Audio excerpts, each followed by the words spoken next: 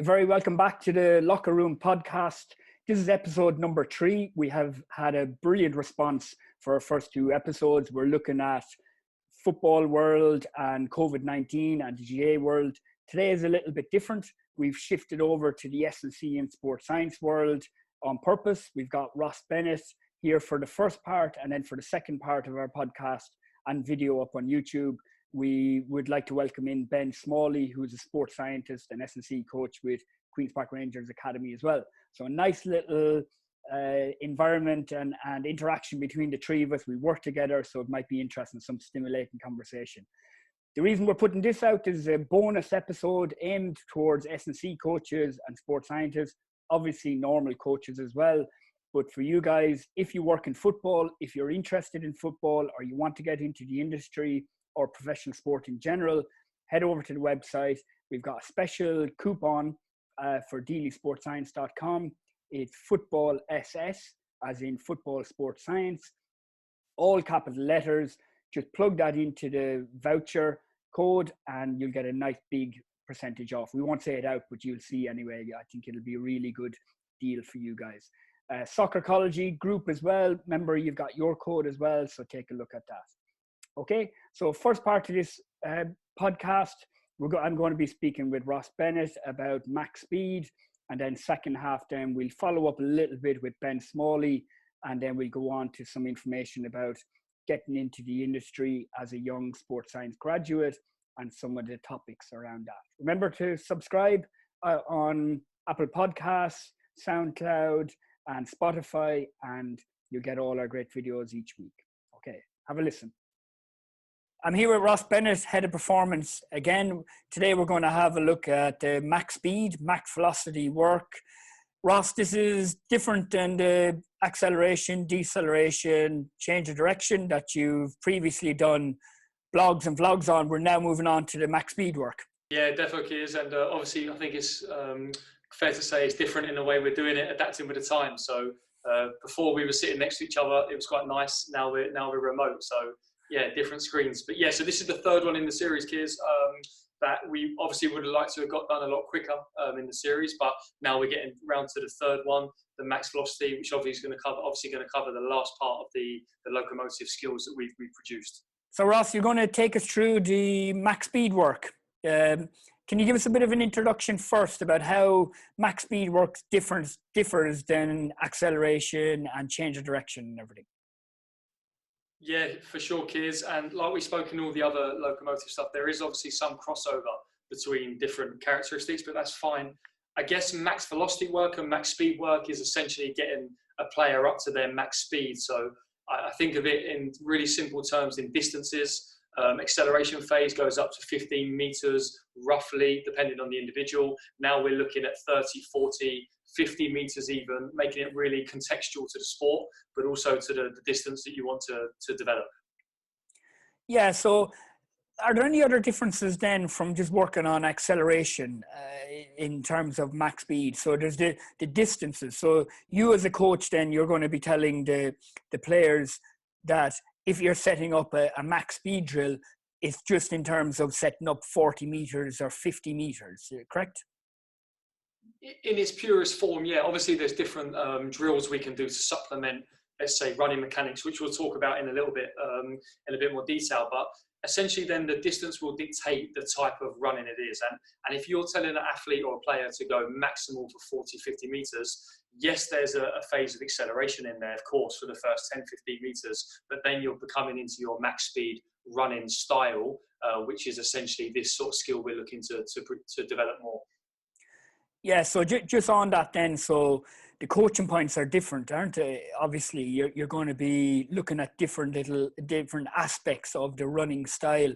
Can you just go into a little bit about the big difference between acceleration over 10 to 20 meters versus max speed over 30 all the way up to 60, 70 meters?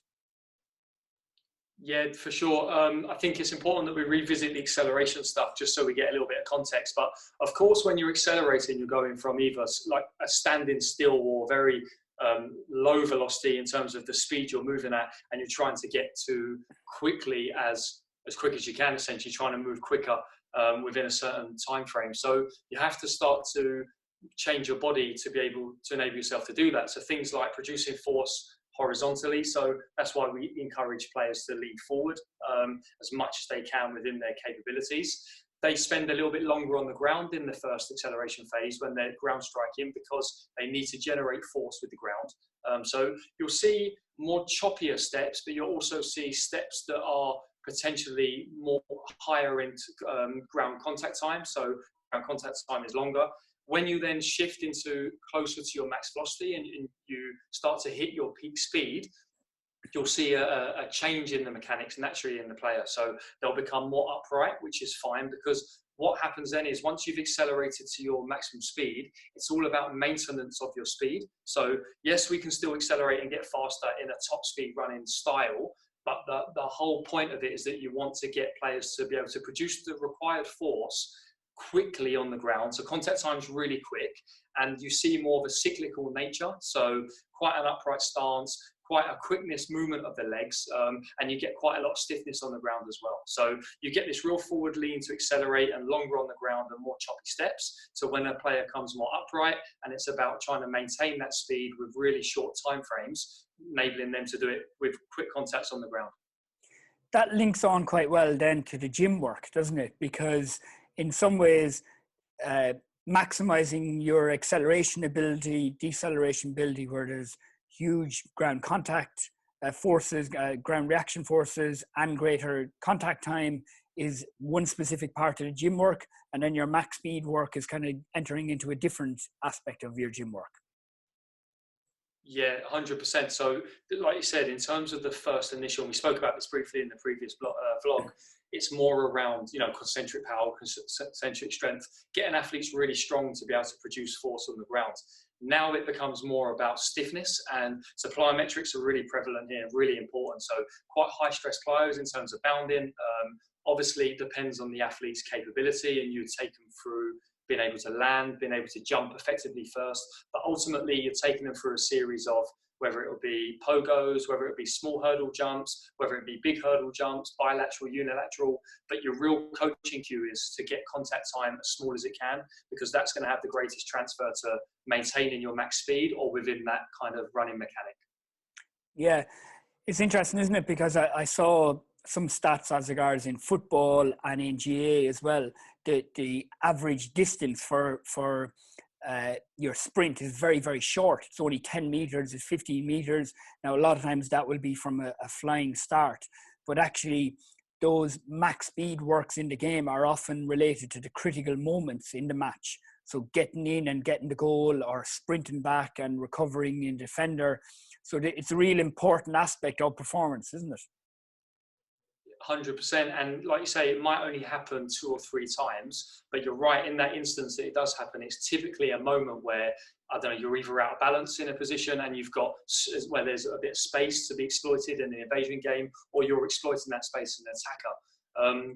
Performance, obviously, then you have to create that kind of worst case scenario, but you also have to make sure they're exposed to that for them from a performance point of view, but also from an injury point of view as well, because the biggest injury, especially in the GAA, would be hamstring, or one of the biggest injuries would be hamstring.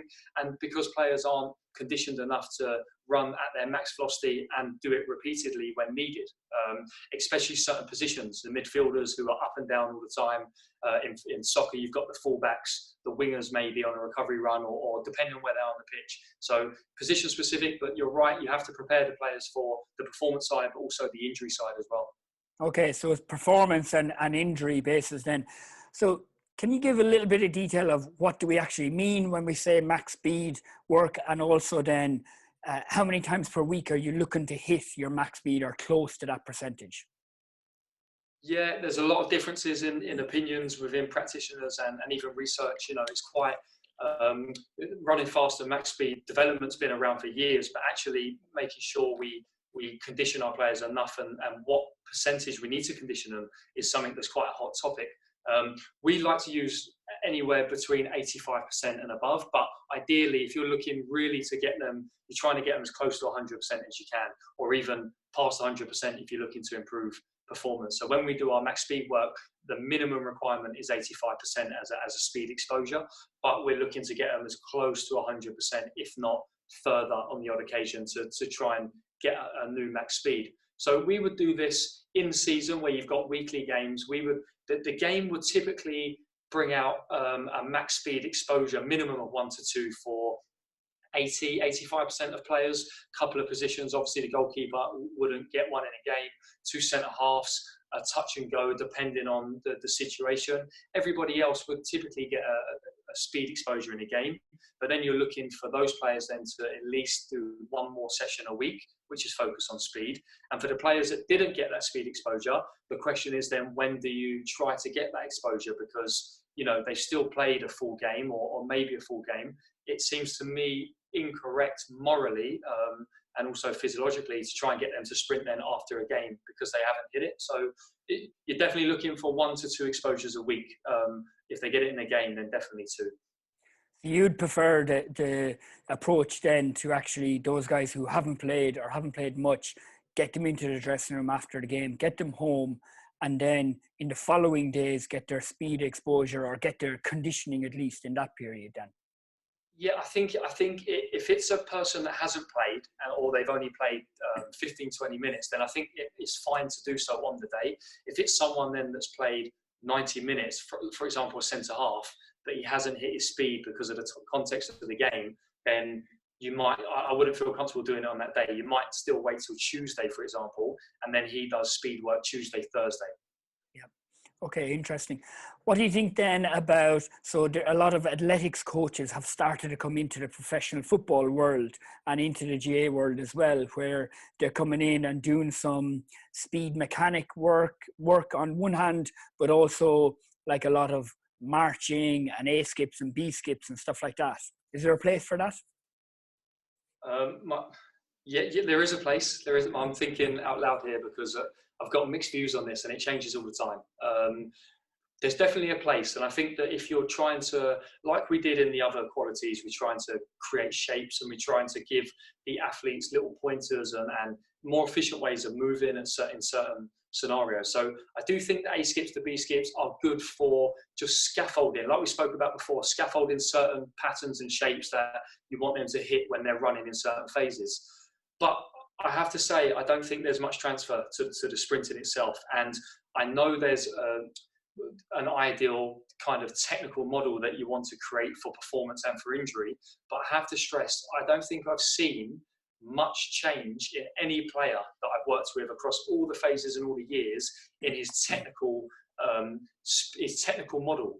We've definitely seen changes in his speed and his development, and coming from whether that's gym-based work transferring to actually him running fast or her running fast on the pitch. But I'm not sure on the transfer of these sort of kind of closed running mechanic skills that you would find in athletics to the performance. And maybe that's because we don't have the time to spend on it repetitively, whereas in athletics, that's going to be part of their daily routine. We're trying to develop so many different qualities and different fitness aspects that we might only touch upon it once a week, twice a week maybe. So there's lots of variables, but at the moment, I'm not sure. And it'd be really good to get a real good dialogue around this sort of stuff between practitioners as well. Yeah, in Gaelic games and especially in professional football, it's very much a skill-based sport, isn't it? And like you mentioned, there are so many different aspects that you need to work on. We did a video and a podcast a few days ago just about the four-corner approach of technical, tactical, physical, psychosocial, emotional, mentality. There's so many aspects, whereas in athletics, ultimately, you have to run very fast from A to B, and that's the only thing you need to take care of alongside psychosocial and everything like that. But it's a little bit different in the team sports, isn't it? Yeah, 100%. And also, if you think of like an athletic, say a sprinter, his technical element is his technical running style. Whereas in a sport like this, the technical side is actually the technique of receiving the ball, different ball skills. So their whole goal is to make sure that running style and the speed is at the top of their game. Whereas in football, there's so many things that someone could run really fast, but his control could be horrendous, or he can't do what is required positionally. He doesn't have understanding of where he should be on the pitch. So it's kind of it's irrelevant that he can actually run maximally. So you have to spread the time evenly to where it's suited to the player and also to that team. Yeah.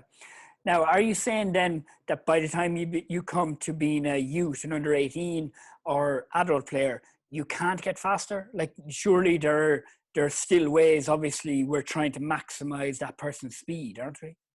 Yeah, and 100%. Of course, you can get faster, and that's our job as well, to make them as physically reaching their potential as they can, as physically hitting their peak as high as we can get them. But I think we do it in different ways. I don't think we're going to necessarily get massive increases through lots of different technical A-skip, B-skip type drills. I think, we have to focus on actually making them physiologically better. So the work you're doing in the gym. So strength, power work was the base. And then, like we spoke about, the stiffness and the higher level plyometrics, alongside the conditioning for the hamstrings, in particular for sprinting, but also then actually putting them in scenarios where they're actually running fast and understanding that their technical model might not be when you compare it to a top level sprinter. Although very interesting picture came out from Keir, rugby strength coach on Twitter, around Usain Bolt this week, and kind of looked at his first 6 steps, and technically they was so poor compared to the model sprinting. So I think we have to be careful of what we're looking for in the players. For me, if it's safe, if the technical model is safe, then and they're quite good in terms of performance, then I don't think we need to tinker too much. But of course, we can get them faster. We run them on the pitch in terms of getting them exposed to velocity, the right amount of higher velocity work in the week. We do the gym work, and you're confident over time they're going to get quicker and develop. Yeah, absolutely. And it was an interesting point that the rugby strength coach made, wasn't it? It challenges people's thinking about what is the perfect model. It's like the age-old saying of that, if you want to get faster, run fast, isn't it? Do repetitions. That links on then. So is there a place in underage, so in schoolboys or underage kids, is there a place for technical model and coaching points? Do you just do fun races with them? Is there any point in doing max speed? Is that a possibility at that age? Or what would your approach be?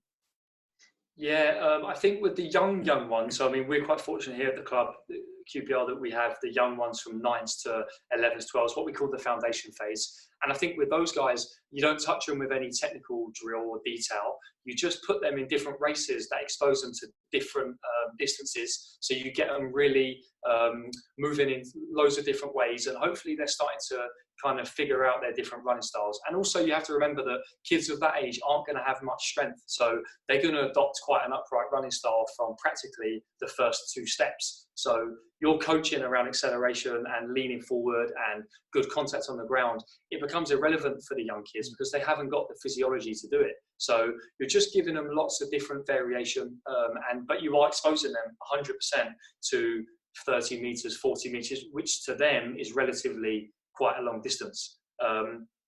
When you then get into your growth spurt, so what we call the youth development phase over here, but around 13, 14, 15, then yes, I think because coordination is compromised and because people are getting taller, they're getting maybe a little bit weaker, their limbs are stretching, you have to then expose them to some coordination type running drills that just reminds them of basic coordination and simple things of just walking marches. But you can do it in quite a fun way as well. It doesn't have to be straight line, and they're still kids, they still need variation, they still need engagement. But you would start to introduce some sort of running mechanics, but not too much, just to give them an idea. And then you might give them some pointers of when they're actually doing their runs, their faster runs. And then that kind of leads you into kind of the top end YDP, PDP, where things become a bit more about performance. And again, things that we spoke about, the gym work's essential, getting them to run fast, but tracking how much they're running fast over the week. And also some technical detail around the sprinting, max sprinting as well. Okay, great. Last question then. I'm a coach, for instance, and I say that, well, I only want to do my players' max speed work with the ball. What's the point in getting them sprinting? They're not sprinters. We're not athletics. We're football, and I just want to introduce the ball all the time and work on our max speed. Yeah, it's something that we come across, quite a bit amongst technical coaches. The one thing I always say to technical coaches is that if you actually look at how many times the player is actually on the ball in whatever sport throughout the whole game, it's actually very, very minimal compared to when they're off it. Around, off the top of my head, trying to go across many sports, 5%, sometimes even lower, 1 to 5%, depending on the player. So they are going to have to run without the ball in so many different contexts, whether it's movement off the ball, whether it's tracking a runner, whether it's creating space for someone else, whether the ball's been slid in and he's got to get himself onto the ball or herself onto the ball. There's so many scenarios where they're going to have to run without the ball. So I think you need to look at them in two different skills. I think you have to make sure they can run and the skill of running is developed and practiced, but also the ability to run fast with the ball, especially in certain positions, is important, especially in Gaelic when the mechanics become massively different because every 4 steps you have to hop or solo. So it is important to do stuff with the ball, but it's also important to understand that you have to isolate that skill and work on max speed as well. Okay, brilliant. We'll move on to some of the technical drills and practices that you've come up with. Just remember, for people, subscribe to our podcast, our new podcast, The Locker Room. You'll find it on all different podcasts, websites and Apple Podcasts. As well, head over to the website, deelysportscience.com. Lots of good offers up there at the moment, and subscribe to our YouTube channel. I'm here with Ross Bennett, Head of Performance of QPR Academy and DSS. Ross, you're just going to run through a few little practices to work on max speed work.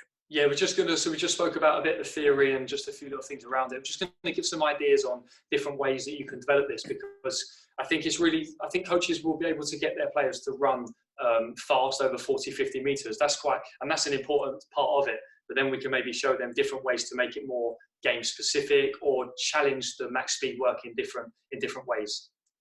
Okay, great. Right. So let's run through a few.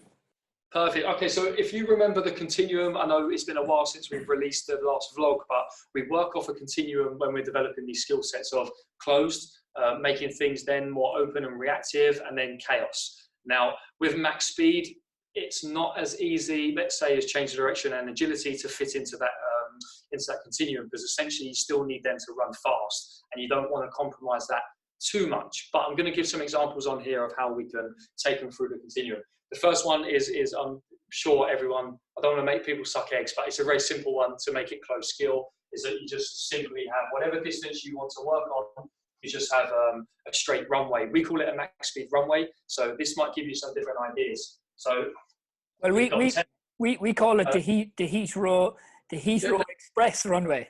Yeah, we did call that. I think you nicked this off Leicester, I think, originally, and then we have to give Leicester a shout out, and then we changed it to Matt Reeves. I think we nicked it from Leicester City. They went on to win the Premier League.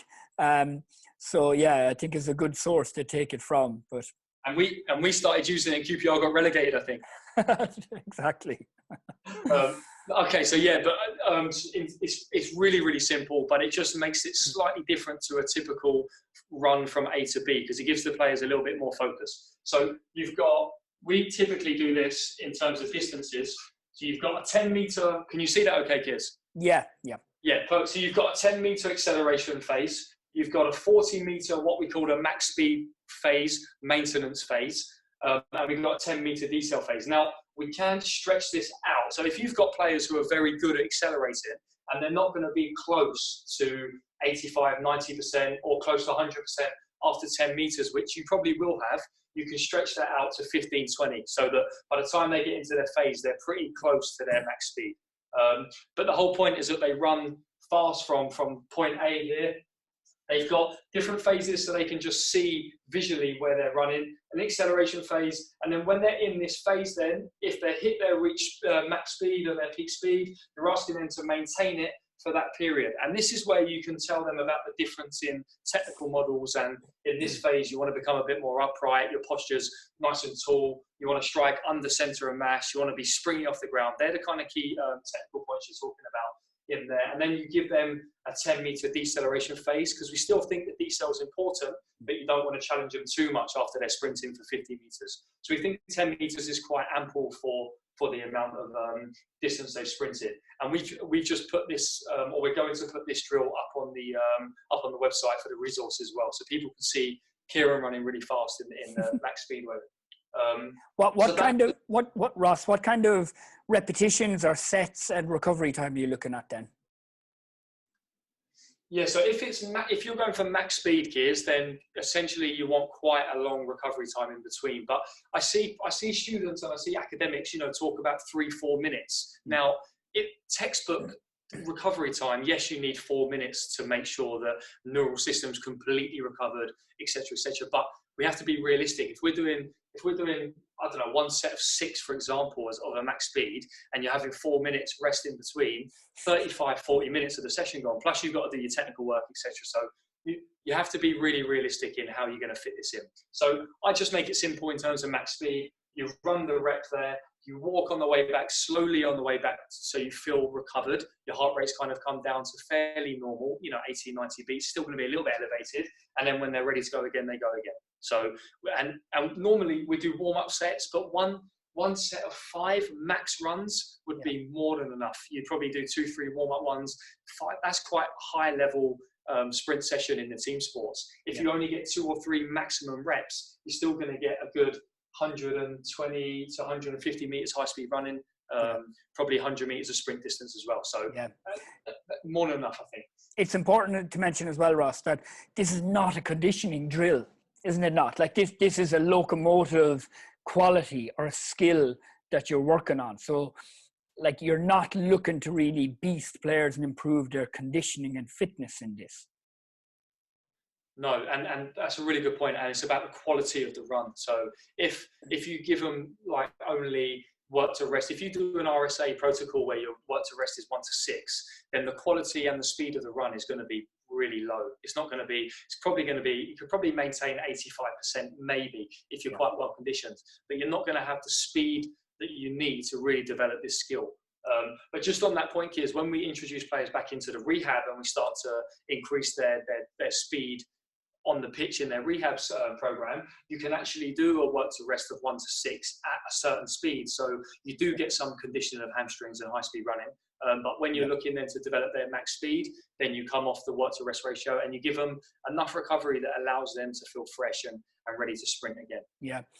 What period of the training session would you be looking to do this in a normal team setting, not in a rehab? So at the beginning when they're completely fresh, before, just after the warm-up or after a passing practice, or at the end of a session? Yeah, I think it has to be at the first part of the session. Now, in terms of the way you work and the way different people work within their teams might be slightly different. For example, at London, when we worked together, we always did some technical work as part of the warm-up. So we had a closed skill or even whatever hand passing drill it was, kick passing drill with a physical warm-up within the first kind of 10-15 minutes, and then we would go into this work. So you make sure they're fully warm, they do warm-up runs, etc.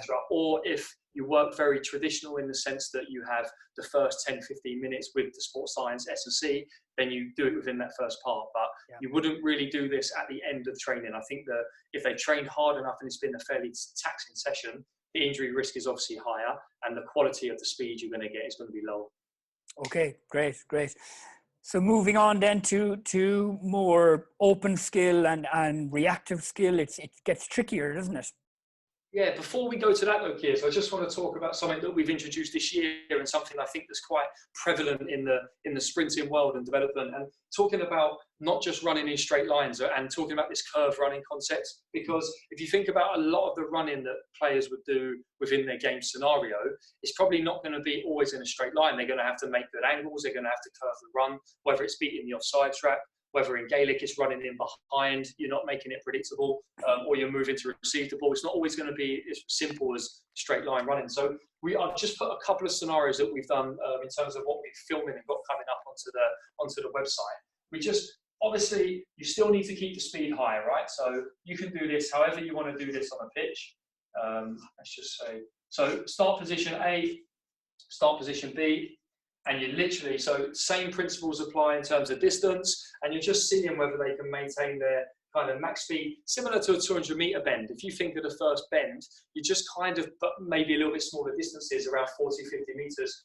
You're just seeing whether they can maintain good speed, but also manipulate their body. So they're having to lean a little bit while still in this technical element, because it is a different skill. So not too fussed on the technical detail of how they lean, but it's just putting them in scenarios that they can practice this skill. And then that can kind of be progressed on to obviously more aggressive cuts and stuff that we've done here, where you can have kind of a U-turn. And again, this will be measured out to be properly, or you can make it random. It's entirely up to you.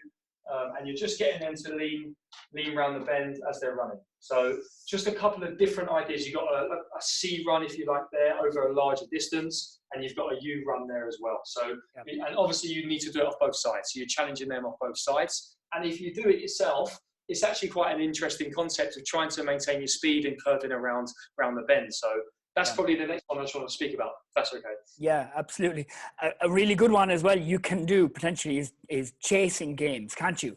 Like around the curve where one person starts off 2 meters ahead of the other, and they're like, that's really high-end max speed work then, isn't it?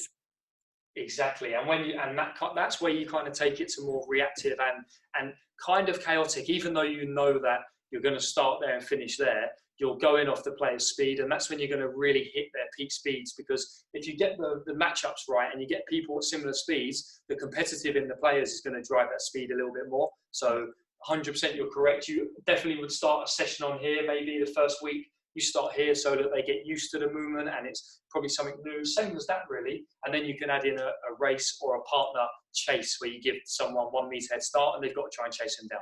Yeah, brilliant. Okay.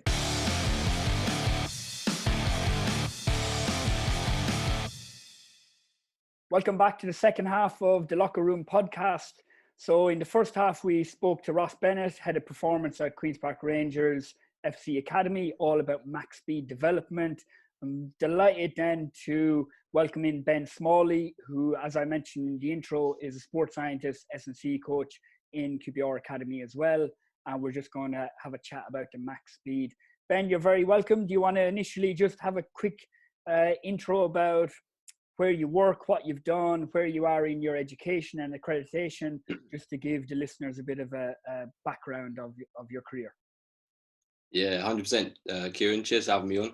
So I guess like sporty kid, went to University of Birmingham, studied sports science. Realised I wanted a career in sport quite quickly. I think I spent my whole second and third year interning, 4 to 6 days a week, really. Kids as young as 10, as old as 18, football, tennis, rugby, cricket, and then was lucky enough to get the job offer to intern as a postgrad with QPR and Ross and yourself. And at the same time this current year, studying at Middlesex University, doing a strength and conditioning masters. So a busy year for me, but been good so far. Yeah, so you're balancing a lot of things, aren't you? So you've got your MSc, your job in Queen's Park Rangers, looking to go through some different accreditation pathways as well. And this is probably typical, isn't it, for a lot of graduates and people looking to break into the industry? Yeah, 100%. I think I was almost in a bit of a rush, so I wanted to get stuff done as soon as possible. I know quite a lot of people might do the master's route alongside a job and then go for the practical experience. But yeah, I wanted to get it done as quickly as possible, get as much practical experience in as soon as possible. And I think that's the best route to do so. Okay, brilliant. Right, we'll shoot on over to your boss, Ross Bennett. Ross, you're very welcome back. We're in a different studio today, so we're shooting on a different day, the second half. So we'll get on to Ben and your appraisal of him. We're going to have live on air appraisal of how he's done in QPR Academy. But do you want to have a quick word about Ben first, and then we get into, maybe you can move on to the continuum of max speed? Go easy, Ross. Yeah, we'll do the appraisal now. He didn't know that. He hasn't prepared. No, just in all, we'll get onto the stuff around breaking into the industry, because, you know, even though a lot's changed in the last 5-10 years, and there's lots of people like Ben in the last 5 years who've wanted to break into sport. And, you know, Ben has come in as an intern. I was very, very impressed from day one from seeing him. And within the years, internships turned into a part-time job. So that's credit where credit's due. And there's lots of processes behind that and reasons why maybe Ben's got to where he's got to already in his career. So we can talk about that later. But listen, I'm delighted to have Ben as part of our department. Trying to grow the department as good as we can within our limited resources. And as innovative as we can. And I think Ben's an integral part of that. So delighted to have him on the podcast. I think he's going to have massive insight and give a lot to the listeners. So hopefully we'll get into the nitty gritty and talk about max speed a bit more. Yeah, so it's great, and getting Ben involved in deelysportscience.com is really good as well. We've a new initiative just been launched this week as well, so anybody head over to the website, click on the webinars page, and on that page then you'll see all the upcoming weekly webinars that are online, both paid and free, predominantly are free really, out in the industry for coaching and sports science and S&C. You can actually register with all those webinars through the website, and we'll be putting it out on Twitter each week as well. So take a look at that if you can. Ross, right, let's get back into the max speed work. So we spoke a lot about the theory behind it.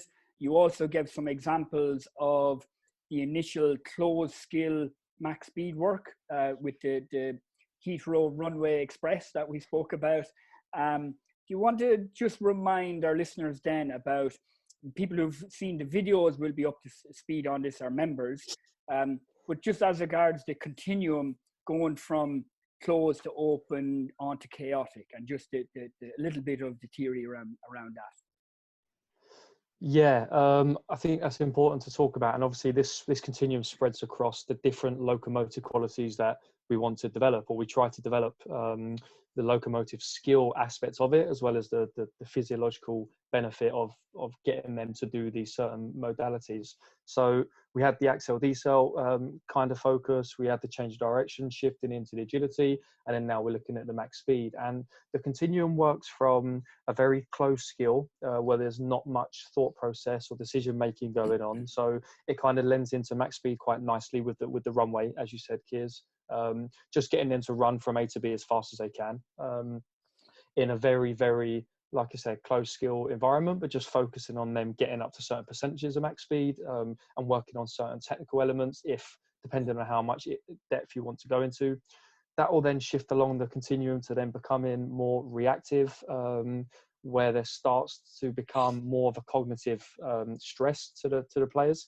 And then that shifts on then to being completely chaotic, where you've got to perform a potential locomotive skill under quite a high cognitive demand, which essentially is the replicating scenarios in the game itself. So that's the continuum in a nutshell. Obviously, when you take the max speed through that continuum, it can be slightly problematic because there's a trade-off between the amount of cognitive demand and reactive type stuff that goes on with the player in a certain practice or exercise or game scenario, with the actual physiological outcome that you want from it in terms of getting them up to a certain percentage of max speed. And that session design is really important depending on which one you want to lean towards. Yeah, you have to be careful, don't you? Because you can't compromise actually the distance and the speeds at which you're working at. Because when you introduce the reactive element to it, and especially the chaotic, players react in different ways, don't they? So there can be a lot of cutting, stopping, starting, accel, decel. So you want to make sure, which is fine if you want to work on that. But if you specifically want to work on reactive or chaotic max speed work, well then, like we mentioned in the first half, you need to make sure that you're running fast. So you need to be up and around 90-95% of max speed, or certainly over 85, and you need a lot of distance to hit that speed. So you have to make sure that you're not compromising that when you do it. Yeah, like you said, 100%. And it just depends on what your focus is of the session. If you want to put them in a scenario where the cognitive processes at high speeds is going to be the main focus, then you might take a little bit of a hit on the actual percentage they get to and the distance they spend in their sprint distance, etc. So it just depends on where you want to program. But obviously, if max speed exposure and development of max speed is the focus, then you have to just really take that into consideration when you're developing the design. Yeah, I know it's hard over a podcast, but do you have any idea of a couple of little drills or practices that you can do just to explain to listeners for reactive or open max speed and then chaotic? Yeah, I think we can explain it best we can, and I think it will paint a good picture in people's minds. I always work off a principle of 1v1 stuff. So the 1v1 domination, having some sort of attacker, defender, someone chasing, someone leading. I think that leads in quite nicely to the principles within the game, especially around defending individual, attacking as individual, into the principles of play. So we look at, you can do two different things. You can just get someone in a 1v1 scenario and you can work them like laterally, like a mirror drill, we've put out on social media, and it's pretty open in terms of people doing that anyways. People understand the kind of mirror drill, but you can do that in any plane. So you can do it lateral in terms of a frontal plane, in a sagittal plane. You can mix the planes together, and you just get a player following someone else. So it's 1v1 within a certain time frame, or you give complete ownership to the attacking player of when they want to kind of take the defender wherever he wants to go. But more importantly, after that, so after you've got a period of 1v1 in a certain area, you have to have them then like sprinting, ideally up to about 40 meters, where the defender's chasing the attacker, whether that's running past him so the defender has to turn off the shoulder, or whether it's lateral again where the defender has to chase him to a certain cone or certain area, certain distance. So you start off very small in a 1v1 scenario, and then when the attacker wants to or decides to go, then he sprints to a certain distance and defender has to chase him. I hope that's answered it a little bit. It's obviously quite hard without showing the exact drill, but it's really important that you don't overestimate the time of the first part, because you want the quality of the max speed. So you make sure that the first 1v1 in a small area is quite short in duration, nothing more than 10 seconds, because that's quite fatiguing. Or you even make it slightly sub-maximal, so it's not always maximal for the attacker or defender. And then when they decide to sprint over longer distances, that's a real chase at maximal speed. Yeah, it's a good point, because sometimes you see it, don't you, where a max speed drill can become a little bit of a fitness workout, whereby the recovery time between repetitions is not long enough, or like you say, that initial little bit of work, there's too much focus put on that. Whereas in reality, all you're doing there is putting them into a somewhat match specific or sport specific situation in order to get that outcome then of the max speed. But I like that continuum, because you're starting off from a very close prescribed drill where you're telling people to run fast, accelerate, decelerate, moving along to being open and reactive, and then eventually to being very chaotic, and it becomes very, very match specific. And sometimes some players are good at different points along the continuum, and it's interesting to actually identify where your kind of window of opportunity is and where each player has to work on those aspects. Ben, so you've been having a look at the max speed of the QPR players, the academy players then throughout the season. So it's quite an interesting topic about how you actually can program this max speed work into your season when you've got a match every single weekend. I know in academy football, we obviously say that the matches don't really matter, and it's all about development, but it's quite interesting point then to think, well, where can you actually program this into the overall season-long plan, isn't it? Yeah, without a doubt, Ciaran. I think within a team sport setting where there's such a busy schedule and technical coaches want, so much time with their athletes, it's about finding those sort of windows of opportunity to get the best best adaptations and prepare the athletes for that biomotor you're trying to develop, right? So in a particular week, you may have your day where you're focused on an extensive session, and what we do at QPR with Ross is we dedicate our AM training, so our 10 to 15 minute warm-up slot, to have a specific focus on that max speed element. I like to think of like developing qualities in sort of themes. So I think when you're looking at windows of opportunity within the microcycle, I think pre-activation is definitely one where you can prep the tissue that's going to be exposed in that max speed sprinting. I think you can potentiate for the session as well outdoors with some plyos, and that's when you're going to be looking at your vectors, so a more vertical dominance with sprinting. Then you can go outside and you can obviously incorporate drills into your warm-up, and then obviously free sprinting and work through your continuum. And then you can obviously go into your technical session, and other coaches may be incorporating it within the session, middle of the session, at the end of the session. But again, that's going to depend on the context of of your coach and your setup. Yeah, it's a nice integration with the coaching model as well, and that shows the soft skills importance of the sports scientist and S&C coach working with the technical coaches, so that knowing that it's an extensive session and what are the kind of things that they're going to be working on, and it means that potentially then that you can scaffold that session then by working on your extensive longer distance high speed working, isn't it? So in the microcycle then, which is the week-long cycle of the plan, where would you normally like to program your speed working then, Ben? So for me, I think me and Ross differ on this, like slightly. So not a traditional model, but I think a lot of the Prem clubs at the moment, a lot of academy clubs, I'm sure, are programming max speed on a Thursday morning as part of their extensive day. For me, I would be doing it on the Tuesday morning. So match day +3, match day -4. I think that's when athletes are at their freshest, when we're in like the role of long-term athletic development. CNS is mostly recovered, they're at their freshest. Max speed is neurologically the most demanding activity you can do. Like, nothing in the weight room can replicate it. I just think least fatigue, most output, most adaptation. And in long-term athletic development, we want that adaptation to develop max speed qualities in our players. I don't necessarily think on the Thursday is wrong at all. I think I wouldn't do it on the Friday. I wouldn't do it on the Monday. I just think Tuesday AM seems logical for me, and probably my biases. It's interesting because if you think of a continental approach, a coaching approach, it's generally you will train Tuesday, Wednesday, Thursday actually. So you don't have a Wednesday off, but the traditional British approach to the training week, Ross, is your Wednesday off, which is it's kind of an ideal day. And I found it last day. So myself and Ross separately did some speed drills, and we filmed ourselves doing it in park and in pitches, and we did a bit of max speed work. And nothing to do with that, I haven't been training for the last nearly 5 or 10 years properly, but I felt it so much. I felt it in my legs, in my back, my shoulders.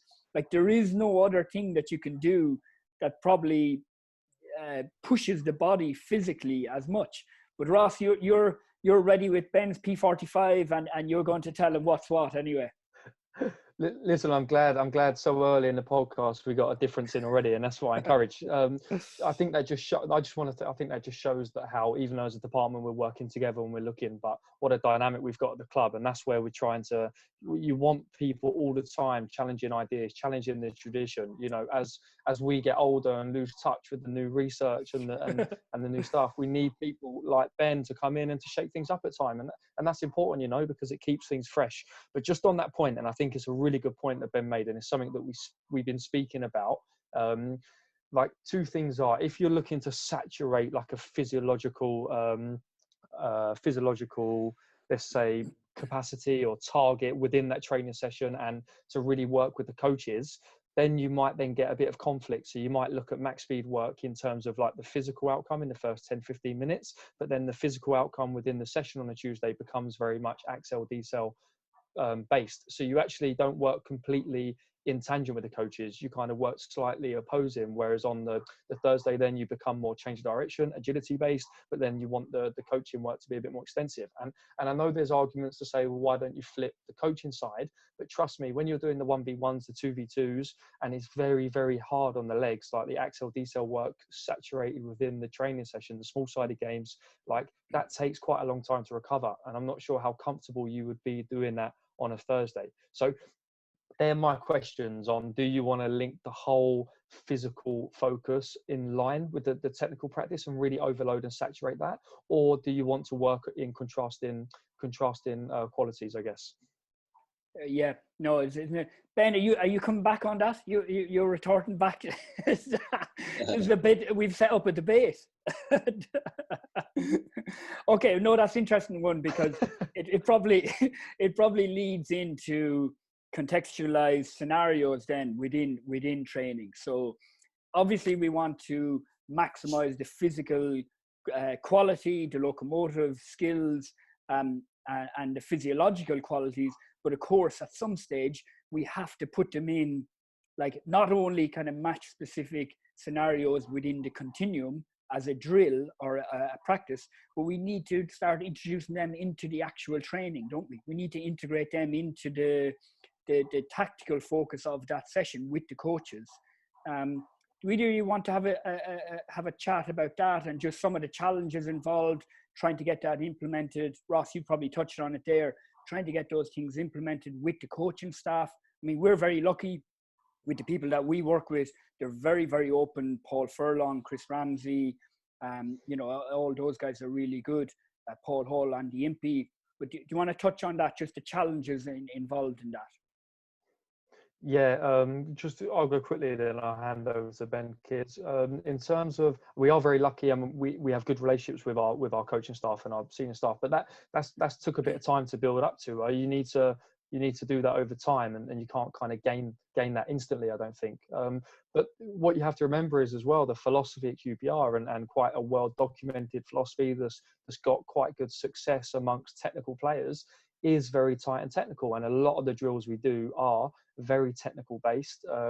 It definitely lacks some extensive nature, probably earlier on in the pyramid with the younger ones. So then the kind of the questions you're asking the coaches and the conversations you're having is how do we then prepare for that extensive nature of the game, and also prepare them for the next stage of the pyramid, the 23s, the first team, because you need to make sure they're physically ready as well. So you can obviously do the isolated physical work on a Tuesday and a Thursday whenever you want to do the max speed running work and get your sprint distance in and get your exposures in, but that's only going to take you so far with the time you have. So you're right. The question then is, how do we then integrate that into the coaching, which is a tricky one. And I think that, it's always challenging, and it's always to make sure they're ready for the next level. You're always asking you that question.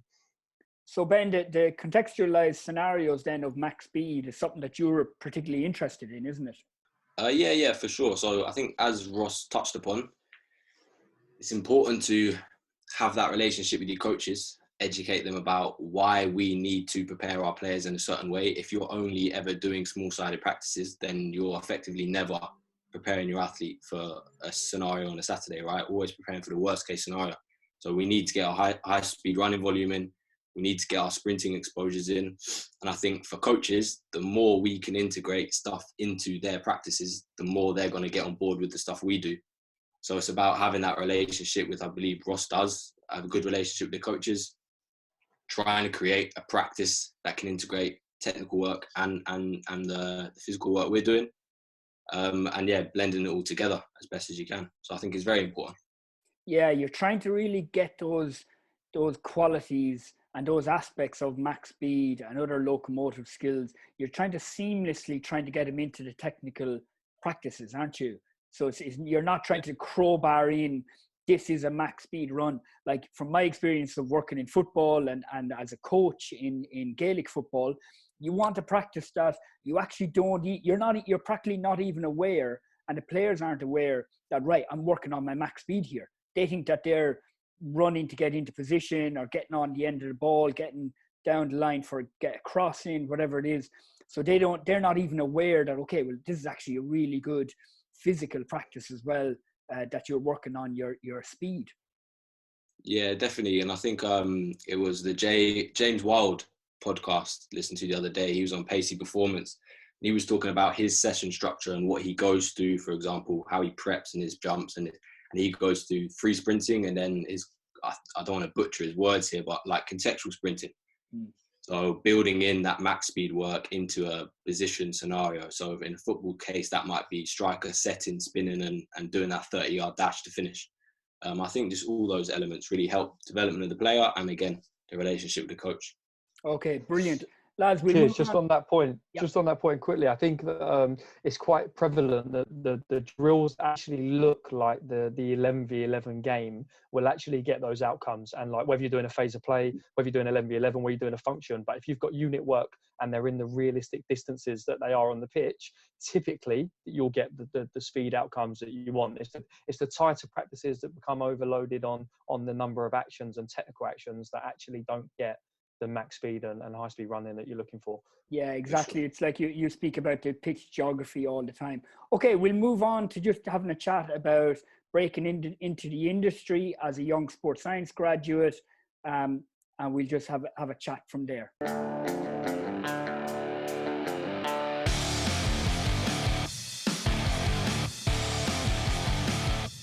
We're speaking about a really important topic now, just for the next few minutes of the podcast and YouTube video, just about breaking into the industry. And I think it's a hot topic at the moment because there's so many, it's like the perfect storm. You've got a lot of graduates who want to get into the football industry. You've got universities and colleges churning out graduate after graduate every year.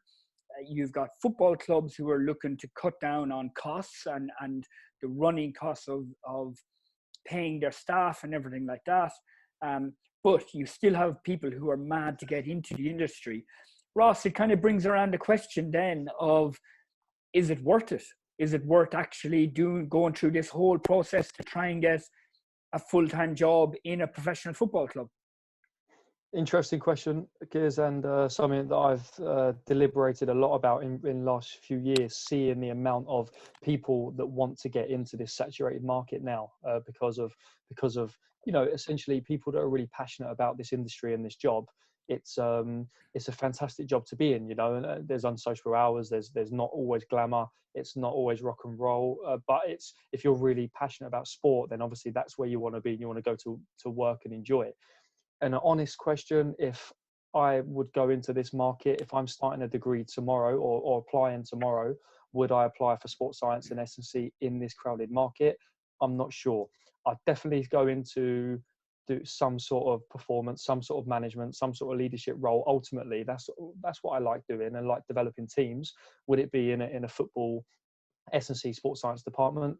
I'm not 100% sure. Now, I love my job. I go to work every day, and it's not work for me. It's a passion. I work with great people. I'm in a great environment. But my honest answer is it worth it right now?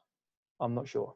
It's really interesting because you're saying that, and you've worked with Chelsea Football Club, QPR, Aspire Academy in Qatar, world-renowned academy all over the world. And yet that is your answer of some uncertainty there about whether you would take the same path or not. So that's quite interesting, because for people who are then really starting out, who will have to go through a long process of doing internships, getting experience, investing a lot of money, it may not be the right path. And so for you, Ross, is that a money thing? Is that a wage thing? Is it, you enjoy high performance and maybe you could simply apply that into business instead if you had the chance again? What is it? I think it's a realism thing about how far you're going to be able to go in a certain industry. And I think that I've been very fortunate in my career to have a few breaks and to get where I am today. And I'm very proud of where I am. And I love developing people. I love developing myself and being passionate. But I think you look at lots of different other industries, and you look in town, we've got London on our doorstep where we live, and the business industry, lots of high thriving companies that you could slot similar principles into it and develop teams and to grow different businesses. So I think it's a realism of where you can go. And of course, financial thing has to come into it as well. I mean, everyone's looking to live a comfortable life. It doesn't have to be hugely rich and luxurious, but the financial side comes into that. So it's just a poison question that I don't think a lot of people say out. And I think it's good to be honest. Yeah. And it's interesting because if you think about it now, to break into the industry and to get that chance, and I feel very lucky to have come into QPR initially as an internship, and then you work hard and you get a full-time role. But a person to make it now in a football club coming out, they're going to have to be really dedicated. They're going to have to be smart. They're going to have to be talented, going to have to put in the hours. They're going to have the qualifications, academic qualifications, but also the accreditations. And Ross, it asks a lot, doesn't it, in this industry to actually break into it? Yeah, it asks a lot of time of people and a lot of money before you've even got into a paid role. And the good thing for people in my position now is that you have so many willing people wanting to come into certain roles that you can essentially handpick the best ones. And And I know there's a big talk about internships, and the UKSCA have come out and they've said that it's not right that unpaid internships happen. They need to be remunerated at the right level, and they've set minimum guidelines.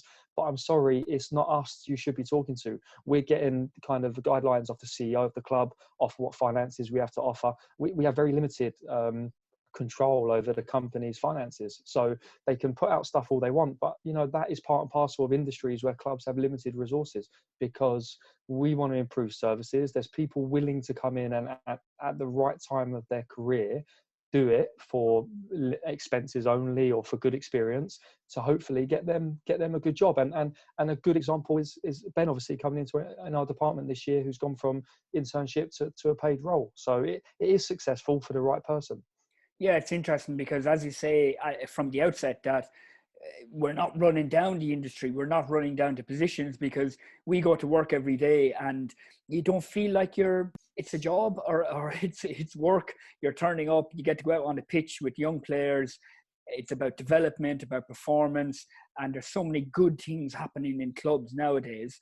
It feels brilliant. You feel very lucky to work in an area that's all of our passion. So there's a lot of really good things happening also, of course, but I think it's good to be truthful about some of the challenges. With all that in mind, Ross, I'm just wondering, how did Ben end up in this role? How did he get in that? What did he fall through the floorboards or slip through the cracks, or what happened? I have to be honest, because like I said, I'm trying to be as truthful as I can to people. Ben came in and, listen, if the right person comes along and you value that person, and the club will, find a way of trying to keep good people, especially if someone wants to progress a department. And we've had interns in the past that have done internships and, like, the end of the season gone on to other stuff. But, we essentially, Ben went from an intern in the same season to a paid role. So, that's credit where credit's due, and maybe Ben will want to give a bit more insight into his journey there and how he got into the role. The whole unpaid internship thing is obviously an interesting topic. Like, I'm a believer. I think it's Mike Boyle that's talked about it. And if you're an undergrad and you can't add value to a company, and you're trying to learn and extract knowledge off that person, then why would you be paid for that? I think you could argue that, right? So you need to pick the correct timings to do that unpaid internship. So throughout my 3 years of uni, I did 3 to 4 internships, all unpaid. Off the back of one, I started getting some paid work. And again, that's just from doing a good job, etc. But I'd go down to a football club, work at a pub to pay for my train fare down to a football club. And I felt I was lucky enough for them to bring me into the football club, because they didn't have to do that. So I think, especially at university, undergrads need to be advised to, while you have your student loan, etc., and you have performance teams there, some high-level performance teams and athletes at your disposal, they need to be advised to go out and actually exploit that opportunity and work for free and build your craft, because you can't go into a club after your undergrad and expect to be hired when you can't take a warm-up with 20 people. Like, I know students that after their undergrad can't take a well-structured warm-up for 10 minutes. I think those are the things you need to repetitively do throughout your undergrad to give yourself a better chance, because everyone has an undergrad, right? And the accreditation is obviously that's another part of the parcel. But I think it's, as I've written for a piece for Ciaran, it's that practical experience, that hands-on, getting your hands dirty coaching that's going to stand you in good stead. Yeah, I listened to a really good podcast a few days ago, Ross, actually, on that by the Football Fitness Federation, which is a great organization. They go and interview, isn't it Mick Clegg, who was the first kind of S&C power coach that went into Manchester United first team squad, and he was dealing with David Beckham and Roy Keane and, in the latter years then Cristiano Ronaldo and Rooney and everything like that, and it's fascinating. And he was saying that, because he worked in schools right all over Manchester initially, and he was making a really good point that if you're doing a degree in sports science or S&C, in order to work for Manchester United first team or Chelsea first team, you're in it for the wrong reason.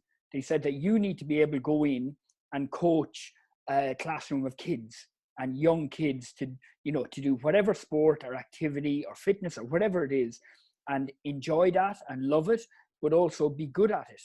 And I think in my own experience, I started off working with kids of all ages, like all the way down to age 4 and 5 in the smallest classrooms in primary school.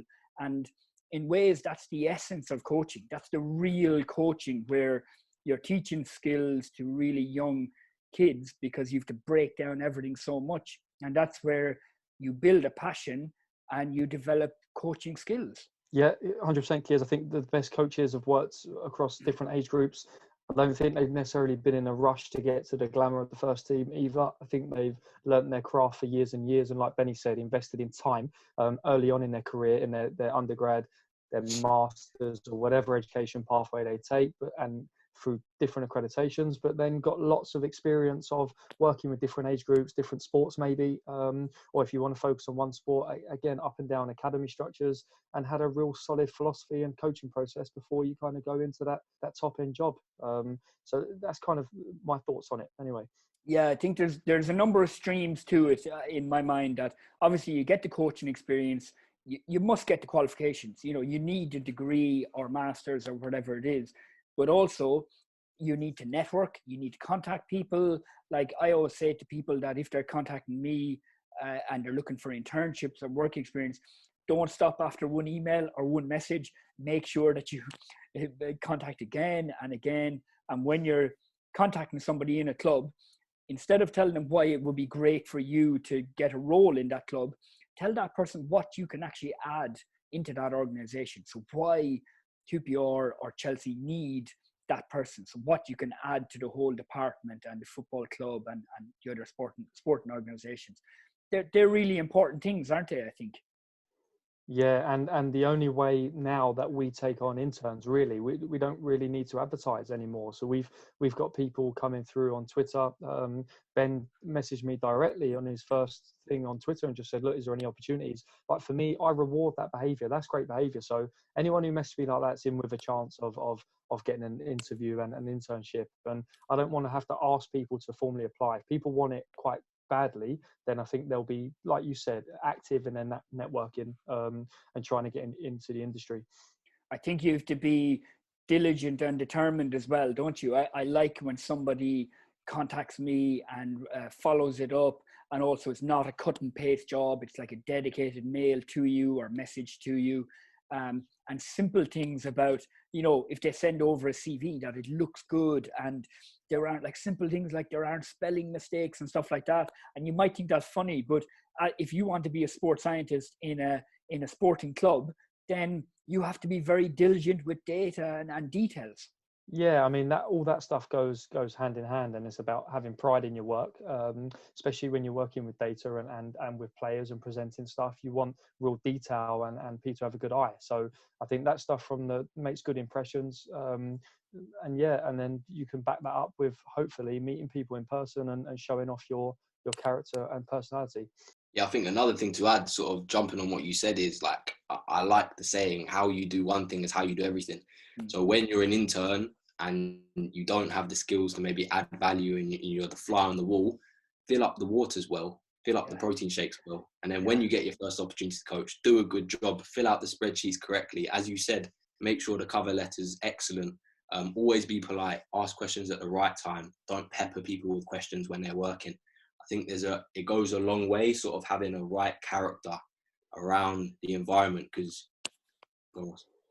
no, sorry, Ben. I was just going to say that I think that, like, you're right. Be polite and be respectful, but always like respect that everyone has a good opinion. And I think the way that we work here, especially at QPR, like, it maybe took a couple of months maybe for you to come in and find the appropriate voice and the right time to say it, but sure. I think always give people a voice. And like Ben has added within 9 months of his internship and job role here, so much to our department, so much thought space and things to improve on and stuff for next season and way to develop. And everyone can come in with fresh eyes. So from a leader's point of view, or someone managing the department, the interns sometimes have some of the best ideas than some of your most experienced practitioners, because they've been there doing the same thing for 5-6 years. Your interns coming in with fresh eyes, real academic, up-to-date academic knowledge if they're good and diligent, and you can really drive the department on.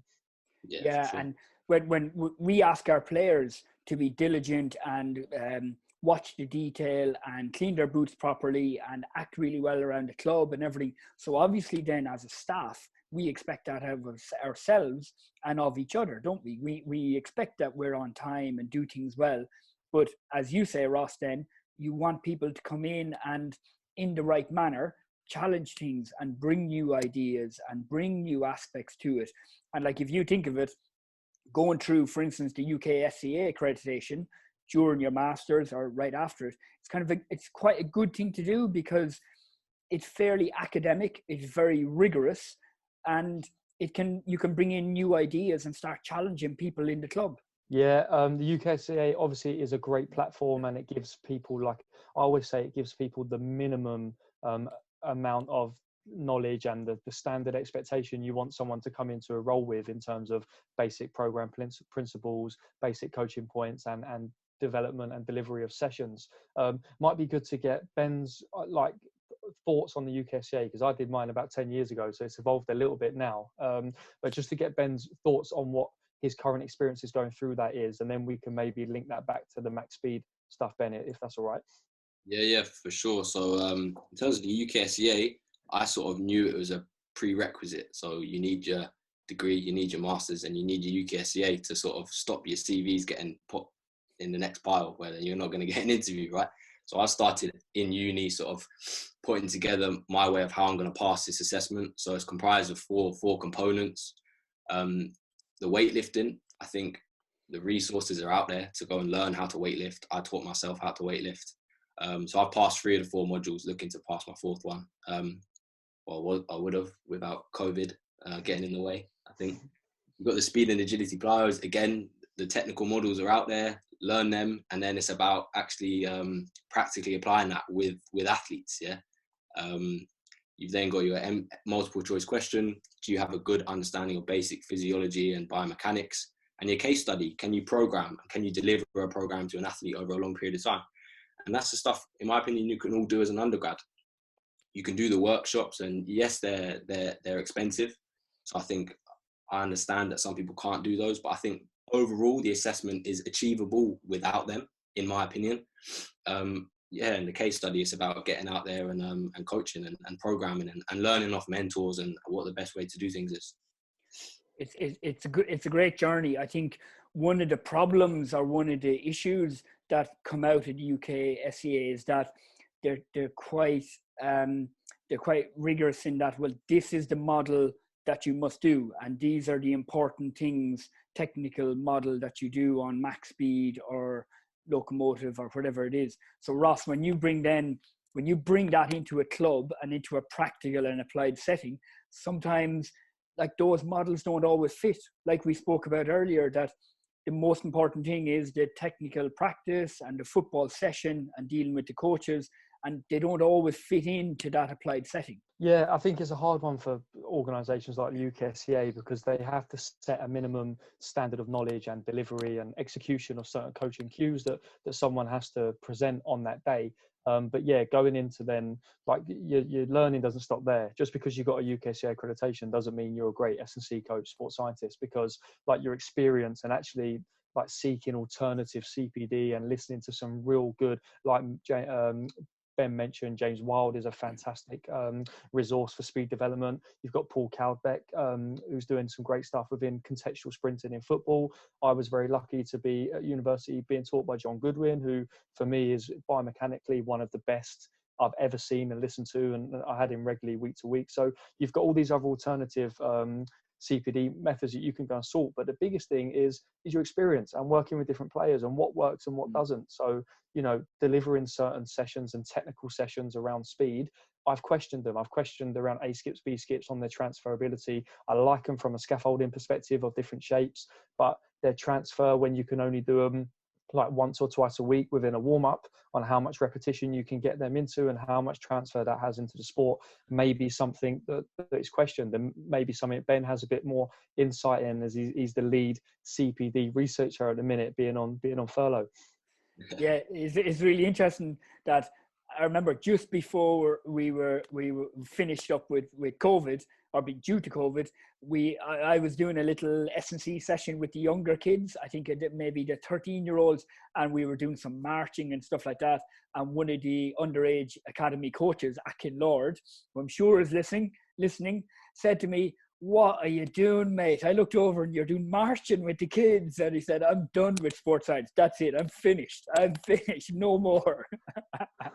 Obviously joking, but you know, it's a point to always remember, isn't it? That educating the coaches, the reason why you do stuff is so important, Ben, isn't it? Yeah, absolutely. And I think like with the UKSCA, I did the speed plows is the one workshop I did, and I did it a few years ago. It was probably my first insight into what actually is max sprinting, you know, from what you've seen on the TV or whatever, like the kinetics and kinematics that underpin all that. But I think, as Ross said, you've got to go way beyond that. So I've spent the last 2 years listening to Stuart McMillan, JB Morin, Tony Holler, as I said, James Wild, Jonas Adodu. Listen to these people, because in effect they're the best at their craft, and you're going to develop your ideas as you go. And again, stuff like, you know, drills and etc. That's a topic in itself, but you're going to build your own philosophy around these things. And I think you should never be one end or the other end of the scale. Like most top coaches, I believe, have an appropriate opinion and context and application of these methods. Yeah. And Ben, Keir, sorry, just to jump in there on that point, that's probably where we bring slightly contrasting views to the party there, where, you know, a lot of those guys I feel have great technical knowledge from an athletic sense, and their technical model and how they teach that's fantastic. But then the question is applying that into football. And I know people say, oh, well, you know, football people will say that. We always think it's a special sport. I'm not saying that, but it's slightly different. How do we then transfer those technical model? Are they transferable? And is it worth the time spent on those drills to actually improve the performance? They're the questions that maybe me and you have probably on a weekly basis, I would say. Ross, you got the greatest education and CPD of all. You were in the same office as the great Martin Boucher. Yeah, and I've just been on Twitter having a debate with the training ground guru around an article that got released. But listen, Martin Boucher told me, don't worry about them protein shakes. Best thing I took from him, he said, a bit of cheese, a bit of bread, and a bit of red wine. That's all you need after recovery on a session. It's the French way, and I like it the most. Listen, the French sports scientists are top. Don't worry about that. Enjoy your food, enjoy your drink. Players need to as well at times. And yeah, great advice. I think it's quite interesting because, as you guys know, I've just started into the PhD pathway, and it's funny because it used to be that in order to get into sport, you had to have a degree. Then it was a master's. Then it was a master's plus accreditations. Then it was multiple accreditations, bases like you have, Ross. Now it's nearly getting to the stage, well, where's your PhD? Now, I'm not saying, obviously, applied people all need to have PhDs, and that's not the way forward, I don't think. But probably in a club, you will have somebody in the sports science department with a PhD eventually, and they can kind of have a look at the research, the innovation, checking the data, checking how you're using monitoring protocols and everything like that. And it's probably a next step for a lot of people as well, isn't it? Yeah, things are ever evolving and all the time. Now, most people that go in and get a paid job, like, I think masters is probably a minimum requirement now. And that's not just me. I just think there's so many people doing a masters that if someone doesn't have a masters, they're probably not getting an interview based on the CV, which could be counter argued by their experience, and that might still get them into the door. But things are moving on, and again, it's the amount of money now that's being invested in these careers for, again, the opening question here is for what return, you know, for a passionate job that we love to be in. I guess it just depends on where you put your values and morals in your work profession. Yeah, absolutely. I think the final point to mention is that having somebody like that, or in other words, really having people with different experiences, coming from different sports, coming from different universities, younger people in the department, slightly older, more experienced, it all leads in, Ross, to that kind of departmental environment, doesn't it? And having the right kind of setup there of the multidisciplinary team and getting the right people involved. Yeah, first things first is you need to make sure your department is a good, innovative, proactive department with, like you say, lots of different types of personnel that can add different things to the party. So experienced people that have got good emerging knowledge, people that are hungry, people on different stages of their career. But it's also about creating a department that's forward thinking. Everyone has a voice. There's a platform there to question anything and everything in the right way. And I hope people that work in that department actually believe that's what we do and that's what I say, because it's one thing saying it, and I've been through in a department where it hasn't been the case. So it's one thing saying it and one thing doing it, and I think we do that quite well. But then you're right, it's about making good relationships outside of your department, and that's how essentially you're going to give the best service to the kids, because you're working well with the coaches. In your performance department, the analysts kind of contribute to you, and you're working well with those, the nutritionist, the psychologist, the all the coaches, the managers, the senior management. They're essential. So learning how to have good relationships with different personnel is essential to success and high performance. Yeah, brilliant. Okay, I think we leave it on that point, Ross. I think that's a really pertinent point, and the most important thing to think about, I think, is the people and having good people involved, and that's always the most important when it comes to high performance in anything. Okay, guys, we leave it at that for today. Really interesting chat. Thanks, Ben, for coming on for the first time. We'll get you on again, and I'm sure, Ross, we'll have you on. Just remember, to any S&C or sports science people out there, whether you're in football or trying to break in, head over to the website, deelysportscience.com. Use the code FOOTBALLSS, all in capitals. So in other words, like Football Sports Scientist. So FOOTBALLSS, all higher, upper capitals, and you'll get a good chunk off subscription there. We put up loads of videos and blogs and lots of discussion. We have our WhatsApp group. We have loads of resources, locomotive stuff, and we're building the site and the content all the time. Ross Bennett is head of performance with QPR Academy and with DSS, and Ben has come in as sports scientist. So, men, we've got a lot of good content up there now, don't we? Yeah, loads going up, Kiers, and hopefully we get Ben a bit more involved in DSS as well, and get him duplicating some of his great work from QPR and giving good service to the members. But loads going up, loads throughout this period. Okay, brilliant. So remember, subscribe to the podcast, go over to the website, and we'll chat to you next week.